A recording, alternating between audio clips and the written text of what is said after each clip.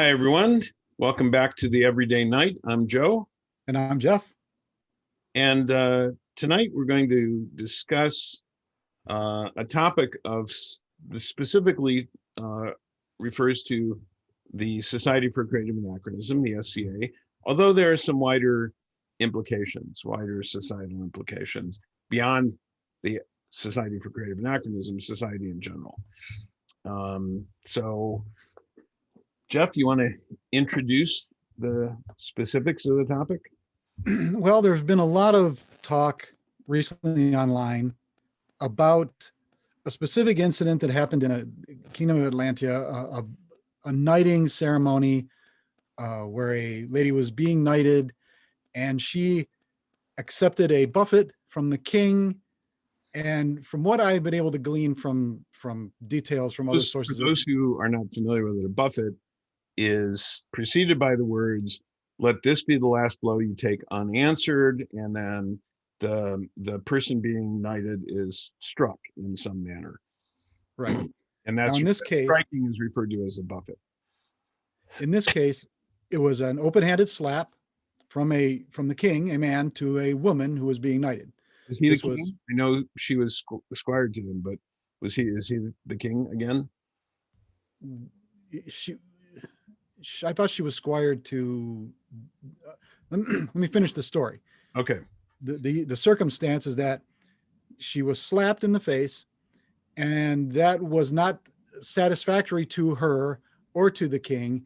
And another individual stepped in that I think they had the relationship with. He slapped her. They were still not satisfied with I don't know, wasn't resounding enough or whatever. And he slapped her a third time. Okay, so I heard a slightly different version that it was the person who did all three slaps was the person she was squired to, whether he's king or not. Okay. Delivering the buffet doesn't matter, but that he missed completely with the first one. The second one, he only tapped her with his fingers. So the third one, she wanted more. So the third one, he struck her, but since she'd already been struck with the second one, even though it was light, he required that she strike him back. Right.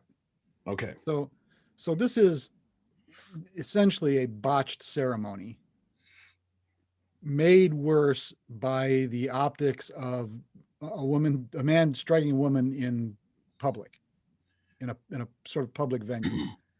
So, and for those who don't know what the ceremony is, or what the buffet means, or what what her responses entailed, it can be weird. It can be confusing and difficult to process.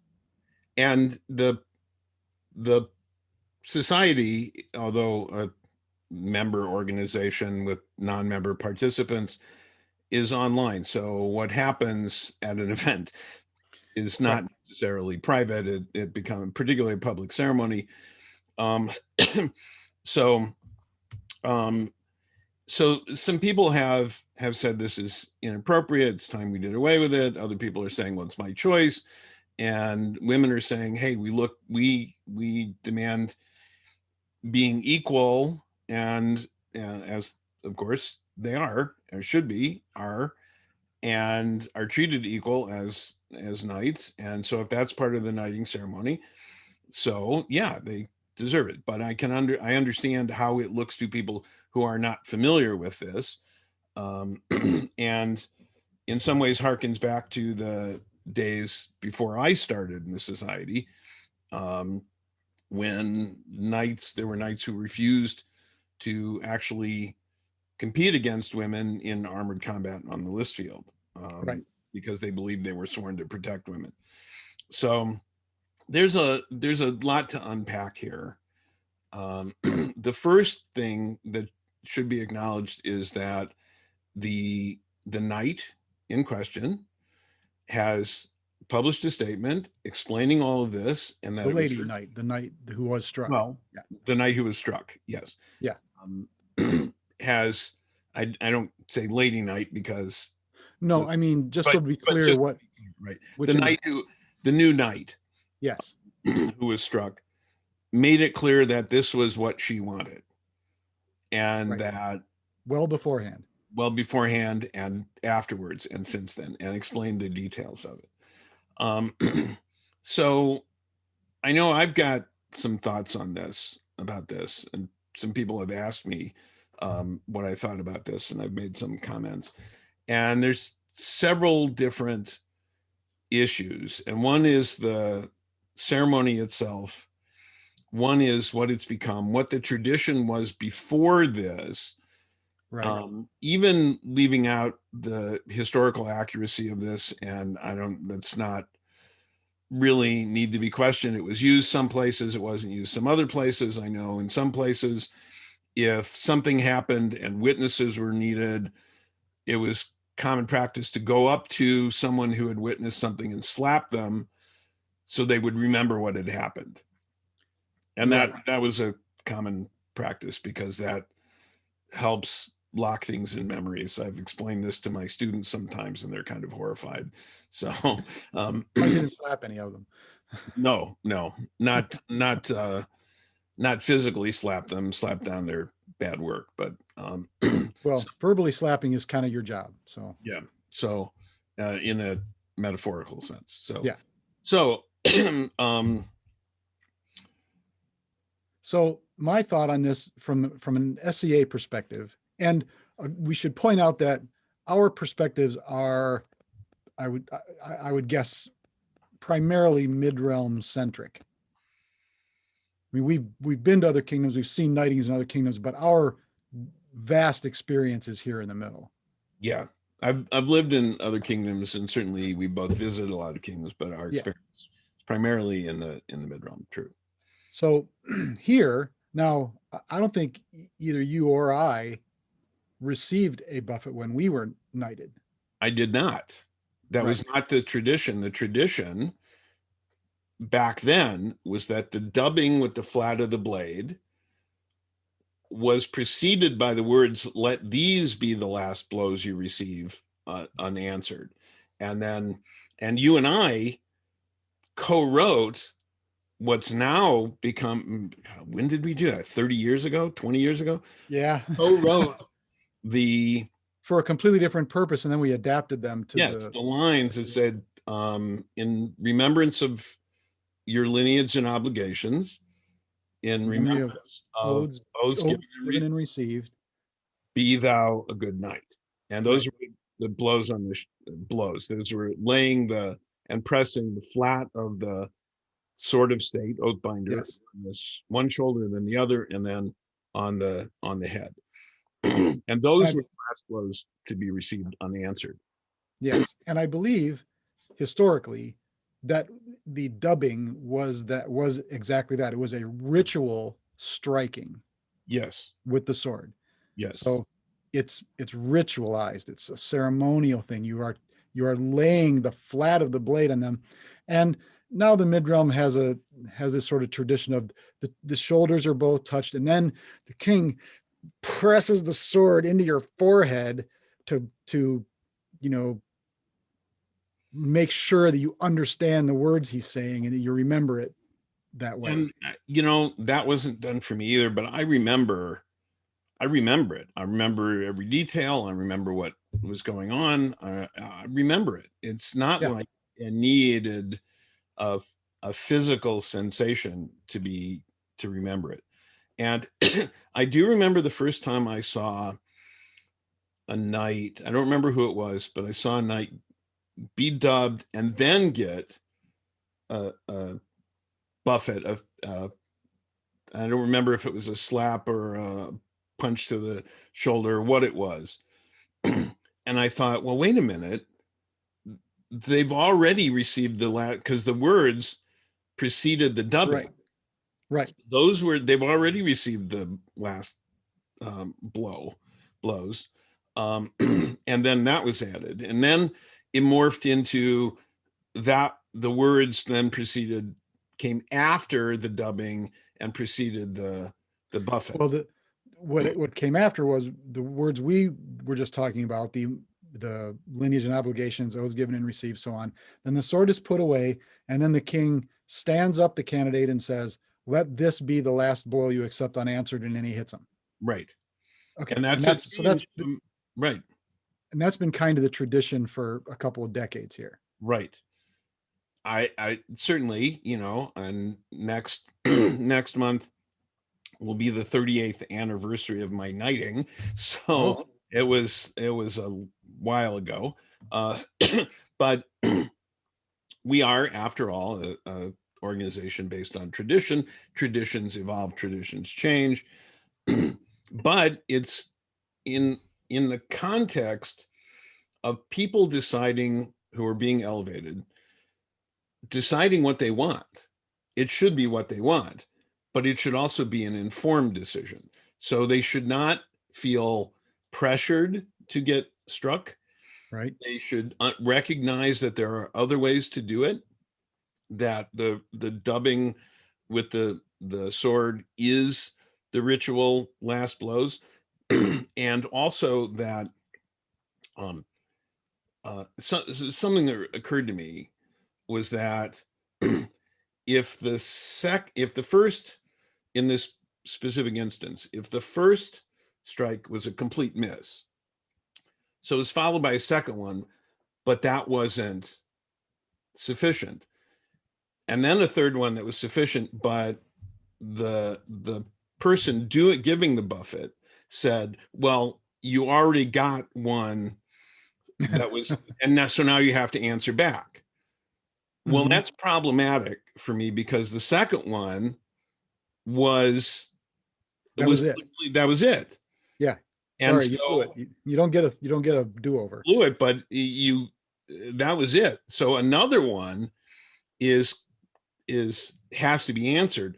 Although if the person who was giving is the king, it's inappropriate for the knight to then strike the king, if not on the field. For the 20th anniversary of my knighting, I asked the king and queen if I could be reinvested with the accoutrements.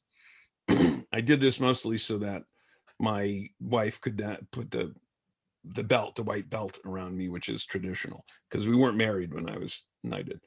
And he said, yeah, but can I do the buffet? Can I do it? Because I hadn't had one. I said, well, and he really wanted to do it, and I didn't really want to do it. So I did feel some pressure, because it was the king who was asking.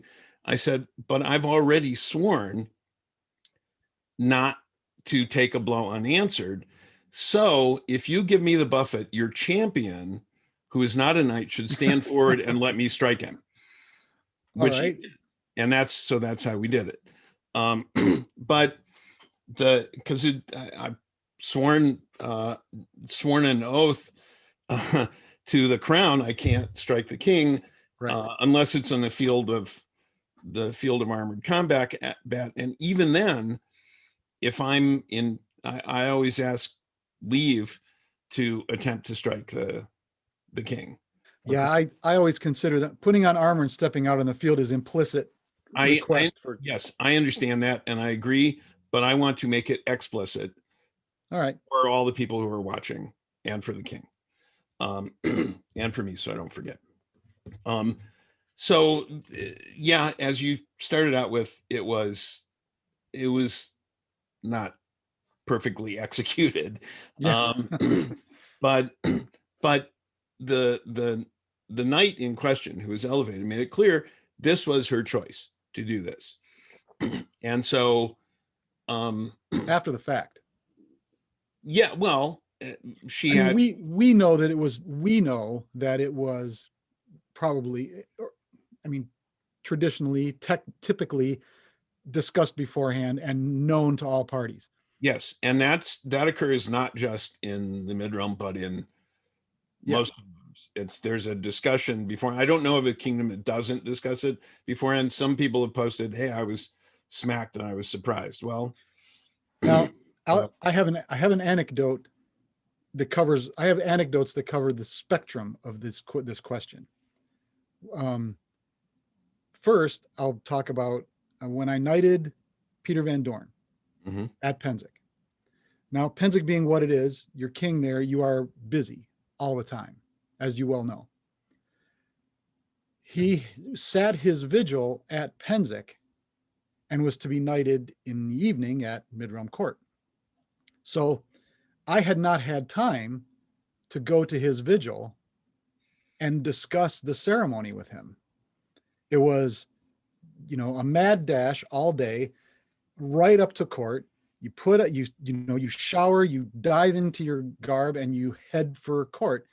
And I'm up on the dais, and it gets to that piece of business, and I realize that I have no idea what he wants to do as far as a buffet.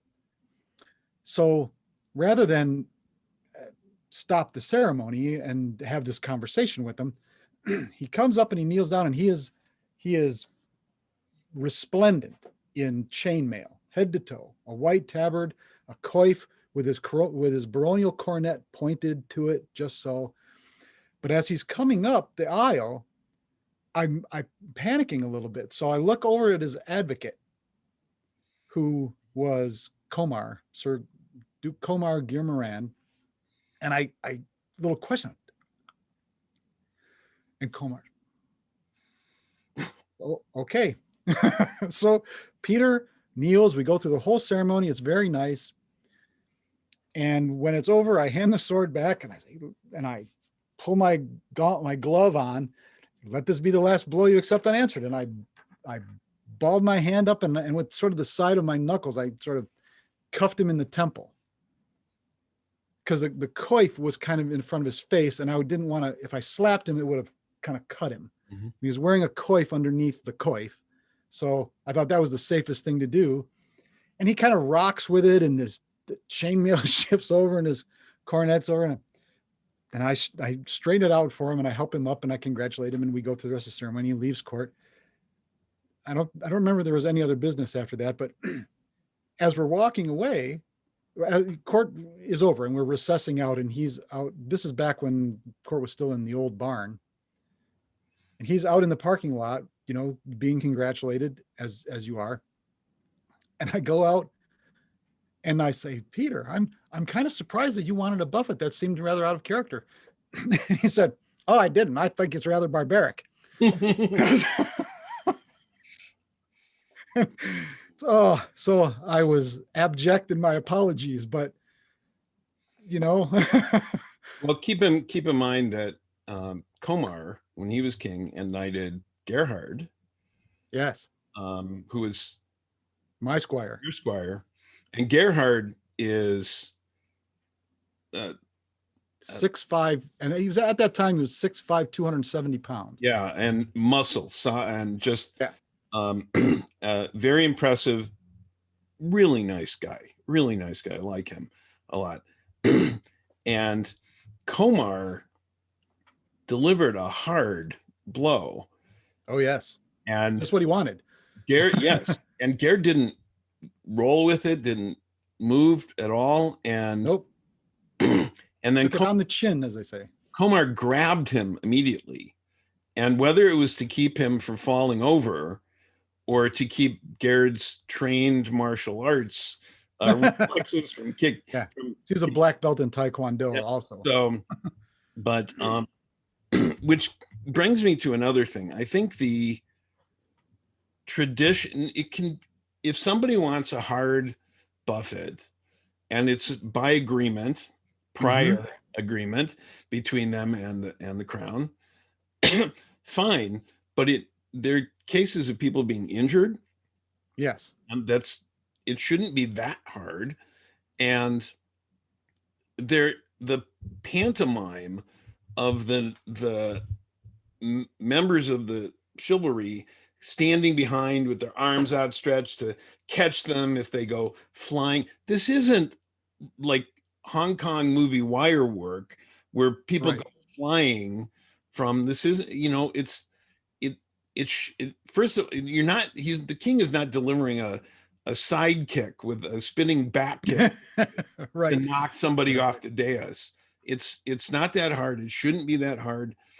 And that I dislike, and it's personal preference. I think there's a difference between wit and humor in ceremony and buffoonery.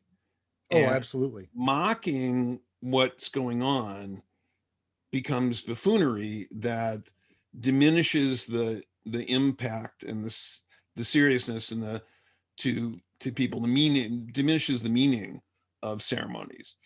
So I don't like, and that's personal preference. If somebody if somebody wants to be struck soundly, they needs to be a conversation beforehand about where and how soundly, and not just haul off and slug somebody. It's Well, my attitude about the whole punch in the chest thing, we've spoke of this before, and I've been very clear about my attitude that I don't. To me, the punch in the chest, and I think that the guy standing behind him to catch him in case he's knocked down, came from this sort of, I don't know what king or what short string of kings, their object was to hit the candidate as hard as they could, for I don't know why, out of some trying to prove something that you're you're me to already me, the king. You don't need to prove anything. right. Or And if you're just trying to make it memorable, that's one thing, but yeah, God's and sake. it shouldn't be a contest for who can hit a new knight the hardest. And Right. the new knight should not feel obligated to say, make it really hard. I want to feel it. If you don't have to, you're being knighted. You don't have to prove you're tough. In court is not the place to prove you're tough physically. Prove you're tough on the field. Prove you're tough in the lists. Prove you are strong enough in court to speak the truth and do so courteously. Right. Right. That's how you exhibit strength in a courtly setting. Well, and this has been my problem with the punch in the chest buffet, that version of it. Now, other, I'm not going to say what other knights think of it or why they prefer that or why that was a thing, but to me, it looks like, it feels like a macho display. Yeah. It's not about the ceremony, it's about how tough I am. Right. And And I and to me, it's akin to the, I don't know if you're familiar with the Green Beret jump wings ceremony, where when your wings are pinned onto your chest, mhm. they don't put the backs on it. They put it on your chest, and then everyone in your unit comes by and hits it with their fist. So the pins go in. Yeah. Yeah. So that is nothing but macho display bullshit. Well, and I understand, and we both understand the value of shared misery Yeah. as Well, a yeah. bonding ritual. Certainly, I think everyone who's been knighted, everyone who participates in SCA armored armed combat or physical contest or any kind of endeavor understands the shared misery, sacrifice of some of that, and sometimes physical Yeah. misery when you pick yourself up and you continue to go. There's also, it's worth discussing at some point whether or not people feel an undue pressure to fight injured and thereby suffer lasting injury. Right. That's also part of um, the culture, I think, that has sometimes been informed by people whose competitive and teaching sport experience was informed by being coached by a football coach in high school who was a gym teacher who didn't know anything and only knew the way they'd been taught. And I had gym teachers like that, and they didn't teach anything. They were just abusive. So, um, Well, but the larger point for me about the buffet being not not being a macho display or a display of machismo, the buffet from the king is an act of humility. It is showing yourself subject to the king and accepting that blow without answering. And and then to me, that is best demonstrated with an open-handed slap, which is an insult. So you are allowing yourself, you are putting yourself in the position to accept that insult and internalize your your subservience to the crown. That's to me what the buffet is supposed to be about. Um, Because it's and a ritual, it's a yes, ceremony, it's and if you want it to sting, okay, it'll sting. yeah, But it's not about whether I can knock you down or prove that I'm still your superior. That's not what it's for. So that's why I don't know if it was the last person I actually knighted. Um, I did not give him the option of a punch in the chest. As king, I said, you may accept the dubbing as the final blow, and I'll adjust the script accordingly, or I'll slap you in the face. Those are your choices. And he chose to just accept the dubbing as a, and I think as the more period practice. Um, and that was it. And that was fine. I respected that choice. You know, but I won't, as king, I won't participate in that, what I consider a display that is not consistent with the rest of the ceremony. yeah. So some of the larger societal issues, we briefly touched on that, were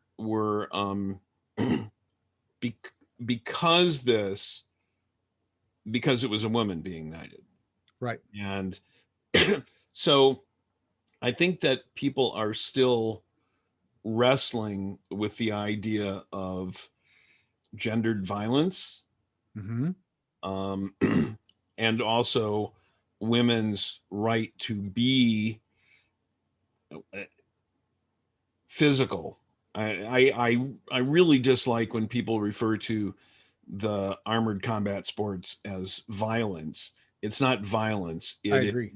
It is it is voluntary full contact physical sport. That's not violence. Violence is un with is not It's by permission. It's not sport. It's it's intending to hurt uncontrolled. somebody. It's yeah. So, but those are some of the issues that people are wrestling with. And what does this mean about the culture of the SCA? Because that's also something that is currently being discussed by a lot of people, because the the I have to prove how tough I am in ways that are performative rather than actual strength of character or purpose or discipline. Performative shows of toughness are the result of an environment that supports that, and what the result of that is not only reflected in ceremonies like this, but in bad behavior on the field, or in people, as I mentioned, people pushing themselves to fight or being pressured to fight when they're injured. And or my first lessons in armored combat, in the armored combat sport, was essentially they put me in armor and hit me until I figured out how not to be hit. Right. And Yeah. that was Common training techniques from that the was 80s. true for a lot of us, that, well, pain is a good teacher. No, pain is a terrible teacher. I know, I'm an educator, and this is, you don't, you want to teach people how to do things the right way. You build them up. You don't, Well, but the point there's a but there's an issue there in that back in the back in the 60s, 70s, 80s, the people who had risen to what passed for the top of the sport were geeks and nerds who didn't have a lot of physical training. I mean, let's just be real about that. Nobody knew how to train anybody. They were probably getting their training, they'd watch too many montages on, Rocky and stuff like that. And that's where they were getting their training methods from movies and books and Yeah, they weren't play some actual music, drink 6 raw eggs, punch a side of beef, and run in up some stairs. 15 minutes, you're great. Yeah. So yeah, the people who originally trained us were probably never trained themselves. Yeah, there were, and all credit to people who started bringing into Mm-hmm. sport what they learned in other martial arts disciplines, Right.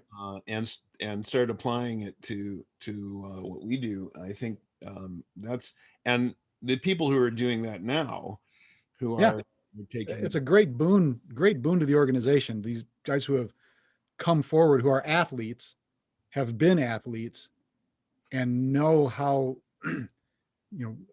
can train athleticism into a sport.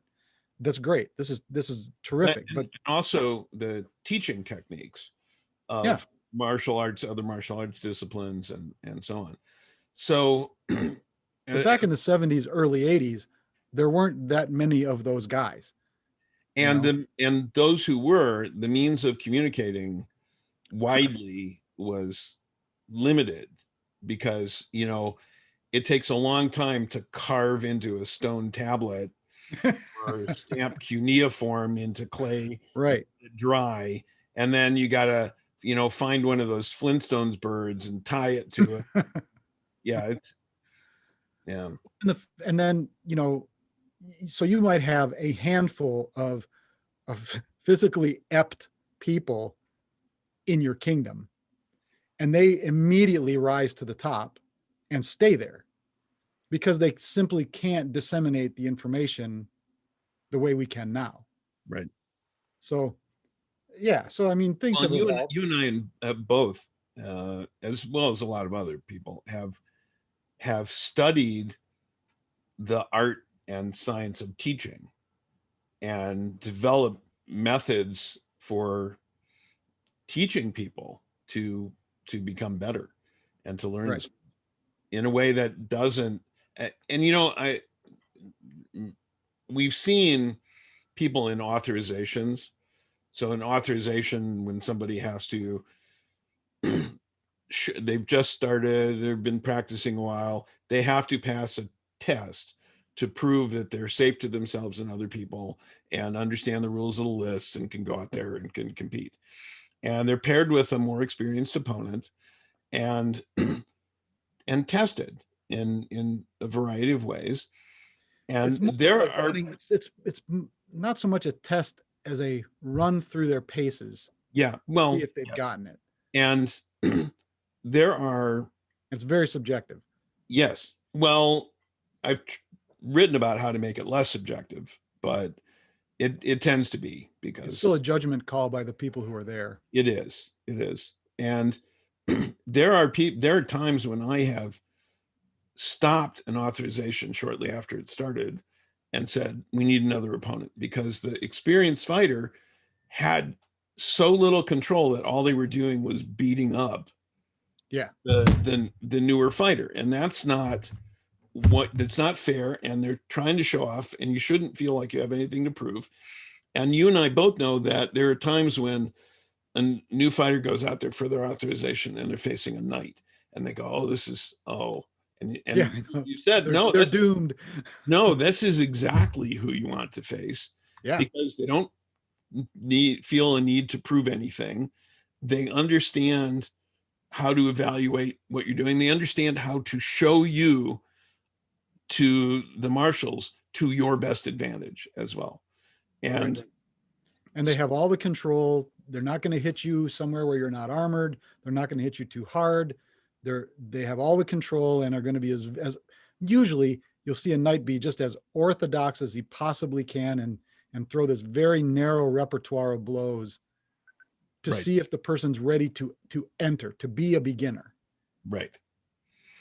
So, I think we've neglected one important subject. Oh, Do you have well, a bet? I haven't waited to, I've been drinking right along, but Well, I haven't waited either. What have you got?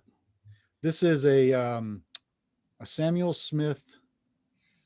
No, I'm sorry, Samuel Adams. It's a Samuel Smith glass. It's a Samuel Adams. What is it? Sam 76, refreshing lager. Ah, this is, as you can see, an Italian red wine. Yeah, there you go. It is a, Nice glass. thank you. It's a Negro Amaro, which is the name of a variety of very dark-skinned grapes, and it's nice. It's a little bit of fruit. It's a very hearty, um, uh, nice body to it. It's just the thing after a day of grading papers. So let's go back to the Buffett a little bit. Yes. That so this incident, I think, as you started to say, is kind of pointing up aspects of SCA and SCA fighting culture, and that's problematic for some people. Obviously, for I think most of the fighting community, this is not an issue. Mm-hmm. Everything is consent. We are, in my estimation, and I've said so before, as an organization in general, and as a fighting sport in particular, we are amazingly egalitarian, the SCA. I mean, if it's a competitive sport, and physical build has an effect on how you can progress. I mean, there are just some things you can't, we've spoken before. You've mentioned the handicapper general type of. It's from Vonnegut. Yeah, The handicapper. certain things you can't get around, and we have got a rule set that allows everyone to pretty much compete with everyone else. Yep. And I think that handicapper general, and for those of you who aren't familiar with Vonnegut, you should read Vonnegut. Vonnegut. And he wrote about society in which, in order to keep everyone as equal as possible, people with greater skill or innate abilities or training were limited in some ways. So ballet dancers were made to dance in very heavy boots, for example, and right. piano players were made to wear gloves and heavy gloves and so on. But that's not, I mentioned that, and that's not what we do. There's no weight classes, there's no age classes, there's no gender divisions. I think that it's one of the reasons I have not. Well, the only age class we have is we segregate minors and adults. Yes, We have, which we should. Yeah, which we kind of legally have to. Yes. Well, it's also a good idea, but the that's why I've never participated in the graybeard tournament at because no, I'm not doing that while I'm still playing. I'm still competing. Right. Well, I think that has fallen away. That graybeard tournament thing, 25 years ago, there weren't that many of us. Yeah. And now the SCA, still the upper echelons of the fighting community in the SCA are in their 40s. Yeah. On average, I would say. Late 40s, even mid to late 40s. Yeah. But go ahead. So I think in general our culture is, as a fighting culture, I'm saying the sport culture within the society is amazingly egalitarian for what it is. Just to point out, though, you did say at the beginning that we have a mid-realm, primarily mid-realm. That's true. That's true. It is All not, my experience. It is not as egalitarian in it everywhere. Well, they're doing it wrong. Well, yeah. Um, I mean, but if we're following society rule sets, the rule set is designed to be egalitarian. We don't you don't have to hit. Nobody has to hit as hard. Well, I don't know. If you're 105 pounds, you might have to hit as hard as you can to hit our base level. you certainly need you need superior technique. Right. You mentioned skills and tools a Yeah. lot before, and some people are bigger, stronger, faster, more athletic. I never was one of those guys, so I focused on technique and I Right. focused on the strategy of Yeah. the fight, Well, because and that I'm was I'm I'm absolutely average. I was a second string athlete in high school, but yeah, you learn the techniques and you study the techniques and you practice the basics and you stick at it, you can get good. Mhm.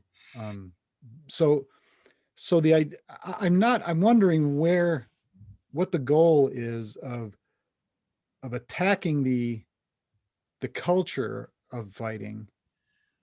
I think it's the larger culture. We've already, in some ways, covered that. In that it's not the the fighting necessarily, although as you said, this is although as we talked about in a previous episode, the there's been an increase in the number of women Yeah. participating in Knighted, um, but it's issues not just the in fighting or on the field, although there's certainly places there are some well-known assholes in the society who make a point. I've heard enough anecdotal stories about it. They make a point of being more physically painful as a show of dominance, particularly with women fighting. And I um, you know I've only heard stories. I have never witnessed it. I haven't witnessed it either. I've heard stories, though, enough stories that it would be it wouldn't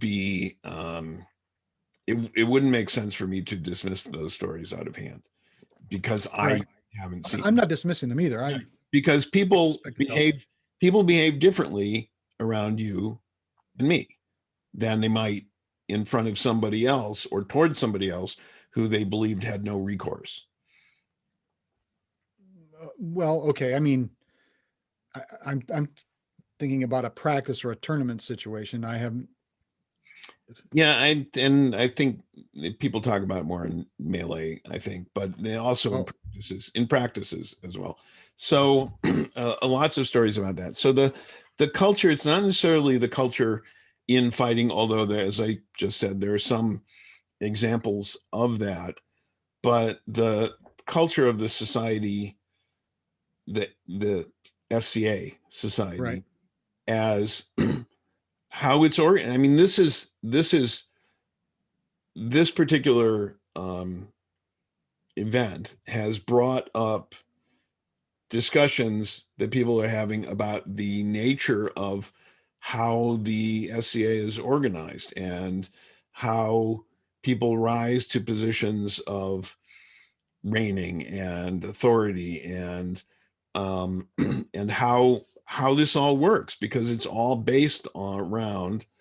I mean, the highest levels are achieved through winning a physical contest. Yep.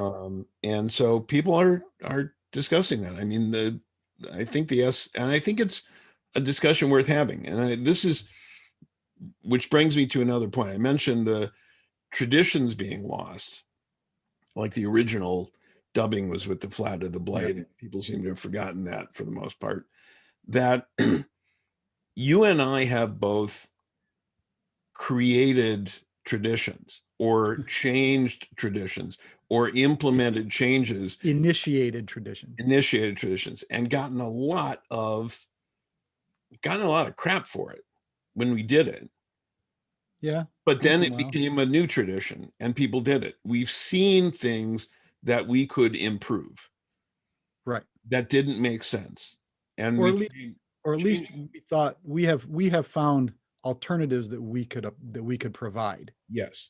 And the alternatives proved to be more popular. So, and a simple one is in the ceremony, the coronation ceremony used to be till death takes me, the world ends, or my successor comes to take my place. And that always got a laugh. And so self-conscious chuckle I went changed through the crowd. order to until my successor comes to take my place, or death takes me, or the world ends. It's an escalation, rather than it's more solemn. Right, rather than step 2, step 3, back to step 1, and that got a laugh. And I changed that. Simple change doesn't get a laugh. Now is more serious, more solemn, more ceremonial. People need to think, and I'm saying this because even though I know it tends to be something people don't do, people often talk about thinking outside the box. People don't know where the box is. People have very different definitions of the box, and some people are content to view a very small box and try to just master all of that instead of looking at other possibilities. Think about other possibilities instead of possibilities that serve the same purpose. You and I both worked on and written lots of different ceremonies for different occasions. Yeah. And the intention is always the method is always, what is the purpose of this ceremony? What are the essential parts of the ceremony that are needed to meet that purpose? And what are the parts of the ceremony that can change without negatively impacting the meaning and of the ceremony?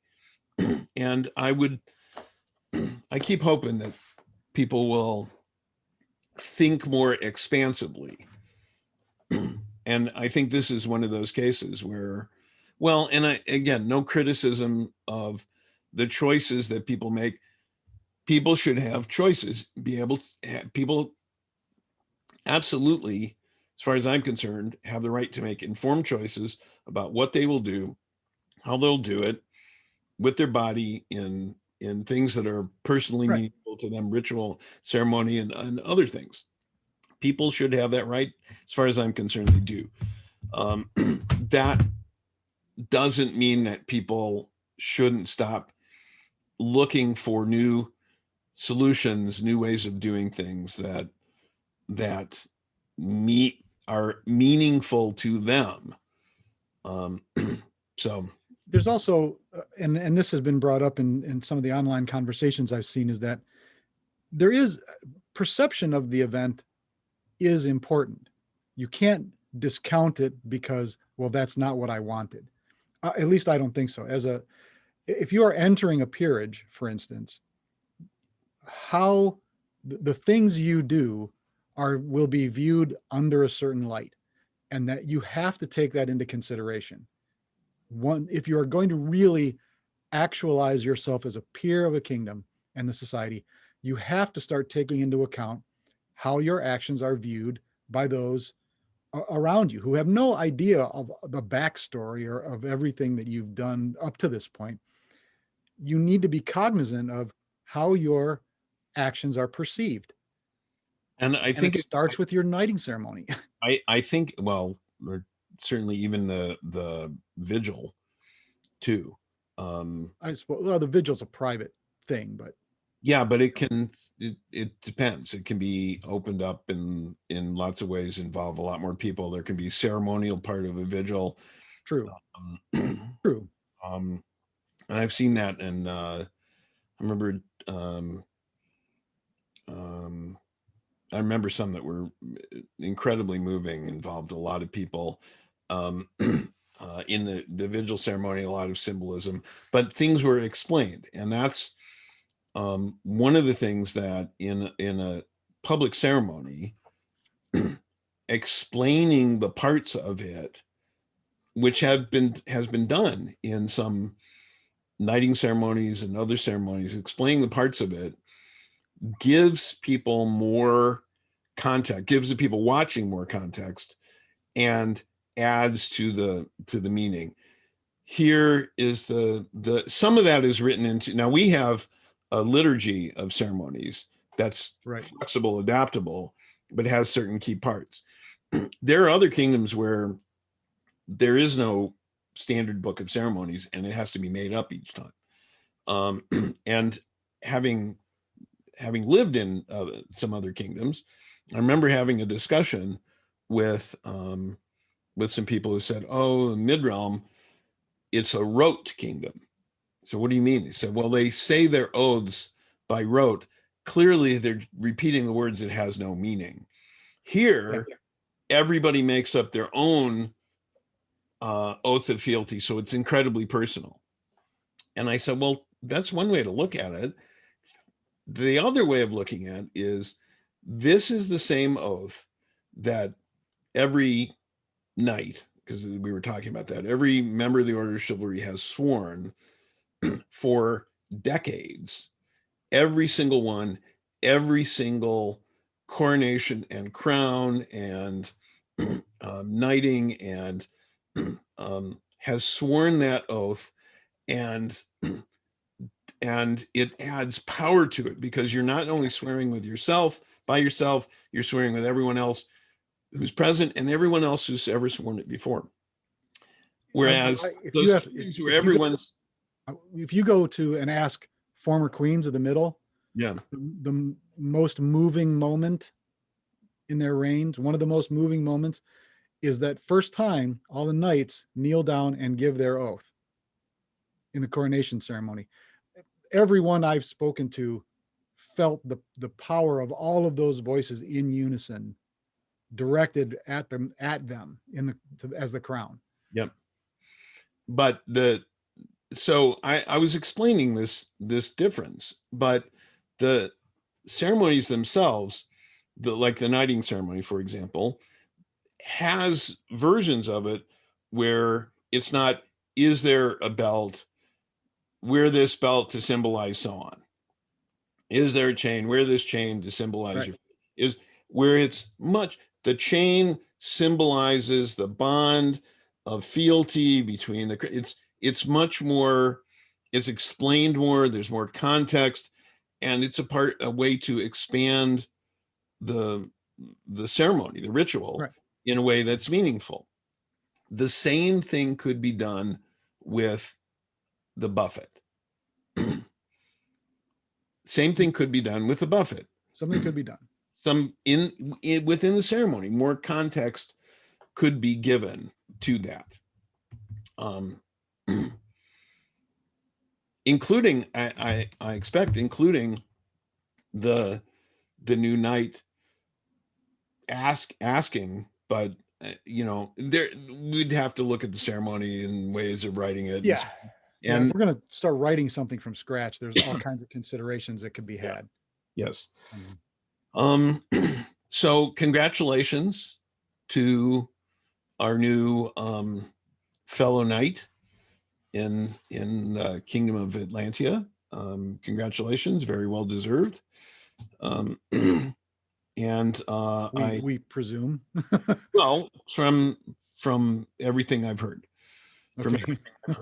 So and congratulations, felicitations, and yeah, this, for me, this is not about, this is less about that incident as it is about the tempest surrounding it. Yeah. But there is a tempest surrounding it, as we said, for reasons that go beyond that particular incident, as we've been discussing for the last, I don't know, 6 hours, how long we've been talking. Right around an hour. Okay. So, okay. Okay. So that's it. Goodbye. Thanks. Thanks for coming. Great segue to the end there, Joe. That's it. I'm the master of the segue. So Well, and maybe we don't need to get into this in this episode, but you alluded earlier about this being part of a larger question about how the society is organizing itself, and in particular, the order of knighthood, and how it is comprised, and how new members are added, and criteria, and so on. I think it's another worthy subject, but it's kind of narrow. I think it's even more SCA specific than this. yeah. But there, and what we're talking about there is and you were talking about the changing how royalty are selected. We're talking about fundamental changes to the organization. Yeah, but people are discussing that with an concern about the continuation of the organization. So, how is it relevant to people? And is it, is the population of it aging? Are we bringing people in? So there are a lot of questions that are being discussed, and rightly so. I think these kinds of conversations that are happening are valuable.